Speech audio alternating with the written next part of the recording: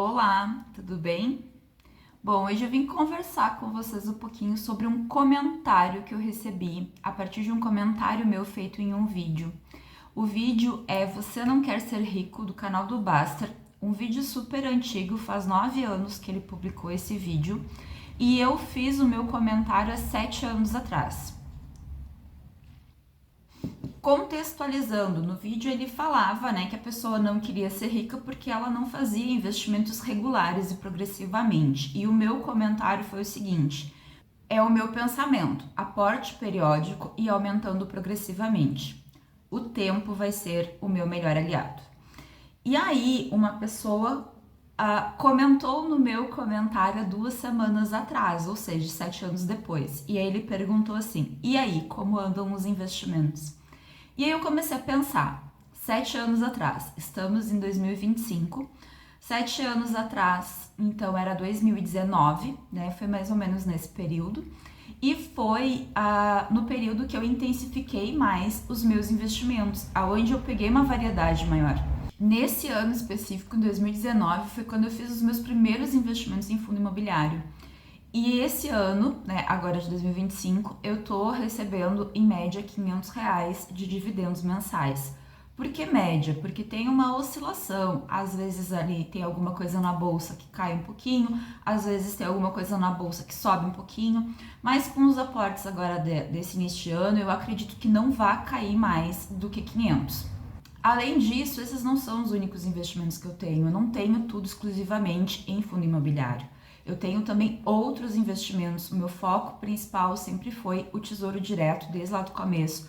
Embora não é o volume maior de aporte, mas eu tento manter regularmente sempre todos os investimentos do Tesouro Direto, desde que eu comecei a investir há 9 anos atrás. Vai fazer 10 anos agora, ano que vem, que eu tô nesse caminho de investimentos. Já tenho minha independência financeira? Não, ainda não tenho. Até mesmo que para mim a independência financeira não é pensando no gasto que a gente tem hoje em dia. Eu tenho que pensar que conforme vai passando o tempo, vai passando a idade, a gente tem outros gastos. Ou seja, até com uma viagem para aproveitar a aposentadoria, ou seja, com medicamento, com algum problema de saúde. Então, eu não penso na independência financeira diante dos gastos que eu tenho hoje. Eu penso na independência financeira com pelo menos o dobro dos gastos que eu tenho hoje, mensalmente. Só que para a independência financeira, pensando num salário periódico, eu quero sim conseguir fazer com os fundos imobiliários e não com os outros valores investidos. Os outros valores investidos, eles são assim, uma reserva de emergência para a velhice, se eu preciso fazer uma cirurgia, se eu preciso de um procedimento médico, alguma coisa assim, e também uma reserva de valor para caso eu queira fazer alguma coisa diferente. Então, esses outros investimentos que eu faço é para ter essa garantia lá na minha velhice. E o que eu quero que seja a minha aposentadoria, que seja o meu investimento mensal, que sejam os fundos imobiliários. Hoje eu estou com 40 anos, eu não pretendo parar de trabalhar nesse momento, eu pretendo continuar trabalhando. Então, por isso, o meu foco desse momento nunca foi eu ter a minha independência financeira nos fundos imobiliários, recebendo ali os dividendos mensais. E sim ir construindo essas outras reservas que vão ser uma segurança para que eu possa viver dos meus investimentos lá na frente. Mas a partir de agora, que eu estou com 40 anos, eles passam a ser indiretamente um foco. Mas o ponto crucial disso tudo é a gente pensar assim: eu comecei lá em 2019 lutando, suando para conseguir investir R$ 500 por mês em fundos imobiliários. E eu tentei manter esses R$ 500 por mês em fundos imobiliários, em fundos diferentes, comprando variados números de cotas, durante muito tempo. E hoje eu tenho, a partir dos meus dividendos, o investimento de R$ 500 em fundos imobiliários, sem esforço nenhum. Se esse mês eu não quiser comprar nenhuma cota de fundo imobiliário com dinheiro novo que eu vá aportar, eu estou comprando, porque eu estou reinvestindo esses R$ 500 dos fundos imobiliários. E aí, assim, quando eu comecei a reinvestir os dividendos, eu comecei a reinvestir sempre em MXRF. porque naquela época era o único fundo que a gente tinha base 10, que era um fundo que eu achei legal ali, que eu achei um fundo sólido. E a minha meta era o quê? Investir no IMXRF até eu conseguir ter R$100 de dividendos dele. Então eu fui comprando sempre com o dividendo que eu recebia, até que ano passado, ou ano retrasado, não lembro bem o ano, eu consegui chegar nos R$100 do MXRF. Parei de comprar esse e aí eu comecei a comprar o CPTR, que é um Fiagro. Mas lá pelas tantas a Capitânia teve alguns problemas e eu parei de aportar nesse, porque naquele momento eu fiquei em dúvida se eu queria continuar naquele fundo ou não. Diante dessa minha dúvida, eu passei pro KNSC, que já era um fundo que eu tinha comprado algumas cotas, na época que ele era base 100, hoje ele tá base 10 também, e aí eu comecei a aportar nele. E vou seguir aportando nele até o momento que eu consiga chegar da mesma forma que o MXRF, que me paga R$100 mensais, eu chegue nesse KNSC com R$100 mensais. E aí eu fui estipulando esse valor de dividendos mensais para alguns fundos que eu tenho. Alguns fundos eu comprei e na época eles faziam algum sentido para mim, só que a partir do... Porque assim, o que eu costumo fazer? Eu sei que é errado, mas é o que eu faço. Eu compro 10 cotas do fundo e aí eu vou estudando e vou acompanhando, conforme eu vou recebendo os dividendos. Normalmente eu estudo por uns 6 meses antes de decidir se eu vou aportar mais ou não. E lá no começo eu comprei alguns que eu não decidi aportar mais e eu mantenho eles, eu deixei eles lá. Eles não fizeram mais sentido para mim, mas eles pagam dividendos regularmente, mesmo que baixo, e deixei. Teve um fundo específico que eu tive um prejuízo, que eu carrego esse prejuízo ali no meu imposto de renda, né? Porque se um dia eu vender com lucro eu consigo abater, que foi um fundo de Laje de Macaé. Na época eu não estudava muito, fiz esse esquema de comprar as 10 cotas para depois começar a estudar. E nesse período, e ele pagava muito bem dividendo, era uma porcentagem muito alta. E nesse período em que eu estava estudando, a Petrobras, que era quem alugava aquela laje, avisou que ia parar de alugar e o fundo começou a cair.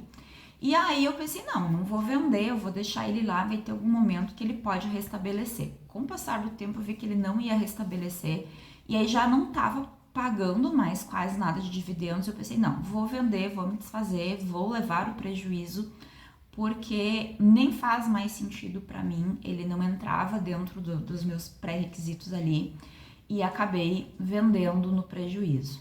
Tem alguns outros que eu aportei bastante há bastante tempo, que estava pagando um dividendo legal e passaram por alguns problemas e os dividendos caíram muito. Só que aí o fundo também caiu, eu pensei em vender, deixei. Então acabei deixando, porque eu já tive um bom retorno com o passar do tempo. Então são avaliações que a gente precisa ir fazendo. Eu não posso simplesmente colocar, jogar o meu dinheiro lá e esquecer dele lá. Mas enfim, o vídeo não é sobre fundos imobiliários. Acabei me alongando, né? Esse é um problema que eu tenho de não manter o foco naquilo que eu quero falar no momento. Mas o que eu queria falar aqui no momento é que o tempo ele é o nosso maior aliado. Por mais que a gente ache que não, mas dentro dos investimentos ele é o nosso maior aliado. Então eu comecei investindo com muita dificuldade lá em 2019, R$500 por mês. E era difícil de separar esse dinheiro, porque tinha uma série de fatores. Eu parei em 2021, eu não fiz nenhum investimento novo em fundos imobiliários todo 2021, que foi quando nós compramos a casa aqui, a gente estava fazendo a reforma da casa. Nesse período 2021 e metade de 2022 eu só reinvesti os dividendos. Aí a partir da metade de 2022 eu comecei devagarinho a engatinhar e ir investindo devagarinho, e hoje eu tenho então essa possibilidade de receber de dividendos 500 mensais, reinvisto esses 500 todos os meses, então é como se fosse um aporte novo e cada vez mais essa bola de neve vai crescendo. Isso dando um exemplo de um investimento aqui, mas qualquer tipo de investimento que a gente faça e que a gente consiga manter regularmente, ele vai fazer muita diferença lá na frente. Então imagina a seguinte situação, se tu pega e tu investe R$100 por mês numa LCI, todo mês, R$100 por mês, um exemplo. Aí, quando fecha o tempo lá dessa LCI investida, ela vai vencer. ela já vai ter mais do que 100 reais lá quando vencer, vamos dizer que tenha 120 reais. Mas aí tu vai ter o teu aporte de 100 reais, mais os 120 que venceu, e tu investe de novo, tu vai fazer um investimento de 220 naquele mês. Aí passa-se mais um período de tempo, tu vai fazer um novo investimento, e aí tu vai fazer o investimento, aí venceu aquele investimento de 220, vamos dizer que voltou 250, tu vai botar o teu novo aporte de 100, tu vai estar investindo 350. A cada mês tu vai conseguindo investir mais e mais, e no final tu vai ter um montante legal. Então assim, não importa ser pouco, importa que a gente pegue o costume de investir um valor todo mês e espera o tempo fazer a mágica dele do juro composto.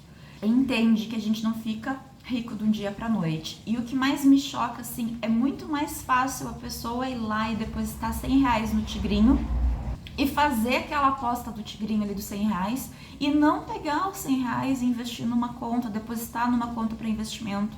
Isso aí é comprovado, a gente tem muito mais pessoas jogando no Tigrinho, jogando em apostas esportivas, jogando em alguma coisa e não fazendo investimentos.